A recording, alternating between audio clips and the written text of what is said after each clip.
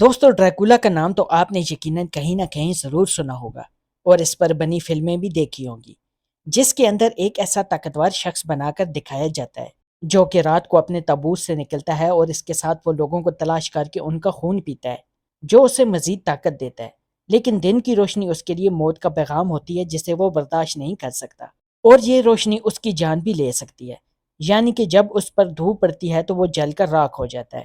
Dracula نامی کتاب کے آنے کے بعد اس پر ہالی ووڈ، بالی ووڈ اور دنیا کے بہت سے ملکوں کے اندر اس کریکٹر پر کئی فلمیں بن چکی ہیں، لیکن بہت کم لوگ اس حقیقت کے بارے میں جانتے ہیں کہ دراصل اس کردار کی حقیقت کیا ہے۔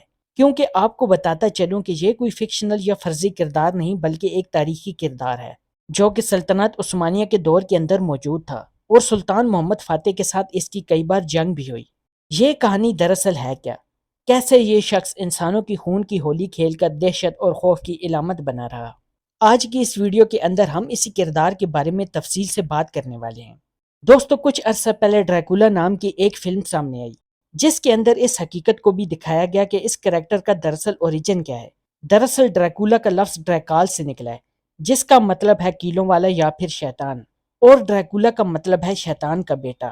یہ نام سب سے پہلے ڈریکولا کے باپ کو دیا گیا جب اس نے خلافت عثمانیہ کے مخالف یا اس کے بغاوت کرنے والی ایک تنظیم کے اندر شمولیت اختیار کی تو اس کو ولاد کا نام دیا گیا، یعنی کہ شیطان کا بیٹا۔ یہی نام بعد میں اس کے بیٹے یعنی ولاد دوم کو بھی دیا گیا، اور ڈریکولا دراصل اس وقت کے ایک چھوٹے سے ملک ولاکیہ کا شہزادہ تھا جو کہ آج کے موجودہ دور کے ارمانیہ کے پاس ہے۔ ولاکیہ کے آس پاس کے ممالک انتہائی طاقتور تھے۔ سلطنت عثمانیہ کے سلطان محمد فاتح کی فوج نے جب مغربی یورپ کی طرف پیش قدمی کی، جس کے اندر سربیا، بوسنیا، ہنگری اور رومانیہ وغیرہ شامل ہیں، تو اس وقت ولاکیہ یعنی کہ شمالی رومانیہ کی فوجوں نے عثمانیوں کے خلاف لڑنے کا ارادہ تو کیا، لیکن ان کی فوجی طاقت بہت کم تھی، اس لیے وہ سلطنت عثمانیہ کے ساتھ امن معاہدہ کرنے پر مجبور ہو گئے۔ اس معاہدے کے بعد ولاکیہ کے بادشاہ یعنی ڈریکولا کے باپ ولاد نے اپنے بیٹے ولاد II اور دوسرے بیٹے راڈو کو جدید تعلیم کے لیے استنبول بھیج دیا جو کہ سلطنت عثمانیہ کا مرکز تھا۔ ولاد II بچپن سے ہی ایک سرکش، تشدد پسند اور ظالم فطرت رکھنے والا انسان تھا، جبکہ راڈو نے اسلام قبول کر لیا، لیکن اس کا بھائی ولاد II غیر مسلم ہی رہا۔ اس کے بعد ولاد II کی تعلیم مکمل ہونے کے بعد سلطنت عثمانیہ کے سلطان نے اس کو اس کے ملک یعنی اپنے ولاکیہ بھیج دیا، جہاں جا کے وہ اپنے باپ کے بعد تخت کو سنبھال سکے۔ سلطان نے ایسا اس لیے کیا کیونکہ رومانیہ کے لوگ عیسائی تھے، اور وہ ایک عیسائی کی حکمرانی کے علاوہ کسی بھی اور شخص کی حکمرانی قبول نہیں کرتے تھے۔ ولاد II نے وہاں جا کر اپنی حکومت قائم کر لی، اور حکمرانی ملنے کے بعد ولاد II کی ظالمانہ فطرت ابھر کر سامنے آنے لگی، اور اس کے اندر کا تشدد پسند جانور جا کر باہر آ گیا، اور یہی ولاد II بعد میں ڈریکولا بن گیا، یعنی کہ شیطان کا بیٹا۔ اس کے ظلم و قہر کی وجہ سے لوگوں نے اسے ڈریکولا کا نام دیا جو کہ مشہور ہو گیا۔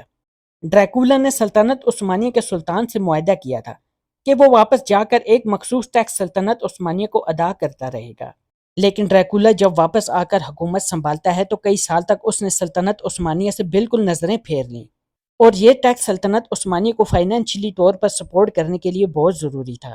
لہٰذا سلطنت عثمانیہ کے سلطان نے اپنا ایک وفد ولاکیہ بھیجا۔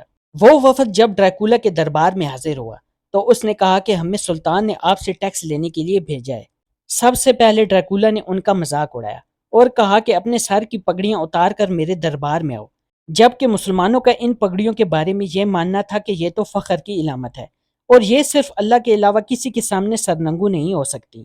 لہٰذا اس وفد کے تمام لوگوں نے انکار کر دیا اور کہنے لگے کہ یہ پگڑیاں تو صرف اللہ کے سامنے اتر سکتی ہیں۔ ڈریکولا نے جب یہ سنا تو غصے کے اندر حکم دیا کہ ان تمام لوگوں کے سروں کے اندر کیلیں ٹھوک دی جائیں۔ لہٰذا ایسا ہی کیا گیا۔ جب سلطنت عثمانیہ کے سلطان کو اس ظلم کا پتہ چلا تو اس نے اپنے سب سے قریب کے وزیر حمزہ پاشا کو حکم دیا کہ وہ ولاد II یعنی ڈریکولا کو زندہ یا مردہ گرفتار کر کے لائیں، جبکہ خود ڈریکولا کی تربیت ترکوں کے ہاتھوں ہوئی تھی جو کہ بہت زیادہ جنگجو ہوتے ہیں اور کسی کے آگے نہیں جھکتے۔ لہٰذا ڈریکولا یہ اچھی طرح جانتا تھا کہ جنگ کیسے ہوتی ہے۔ اس نے گھات لگا کر حمزہ پاشا اور اس کی 20,000 کی فوج کو بالکل ختم کر ڈالا، اور اس نے ان میں سے ایک شخص پر بھی رحم نہیں کھایا۔ یہ وہ منظر تھا جب ایک میدان کے اندر پورے 1 میل کے علاقے کے اندر ہر طرف دائرے کی شکل میں تقریباً 20,000 نیزے زمین کے اندر گڑے ہوئے تھے، اور ہر ایک نیزے پر ایک ترک قیدی کی کٹی پٹی لاش اس نیزے کے اوپر موجود تھی۔